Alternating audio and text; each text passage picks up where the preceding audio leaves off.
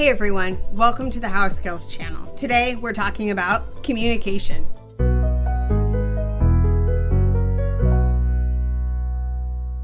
Communication can be a challenge, especially when balancing a world of both in-person and virtual communications. If you've ever experienced any of the following barriers, you're in the right place. You have difficulty managing relationships or conflicts. You misunderstand social cues or group dynamics. You have trouble speaking in a linear, easy-to-follow manner. You provide ineffective feedback or become defensive when receiving constructive feedback. You have difficulty advocating for your needs and saying no. Today, we will explore communication strategies to improve the ability to express yourself in a clear, confident, and effective way in these different situations. To figure out how we're going to change this, we first have to understand the what and the why. What is happening and why is it happening? So let's explore some behaviors related to communication. On the green checkmark side, we have productive behaviors. These are the things that help us express ourselves. A few productive behaviors might be asking questions to get the information you need. To make sound choices, we need information. To get the right information, we need to ask the right questions. Reflectively and actively listening. This means paraphrasing your conversation partner's thoughts, feelings, and needs to make sure you understand them correctly. Engaging in meetings. In virtual meetings, this can be through chat or raising a virtual hand.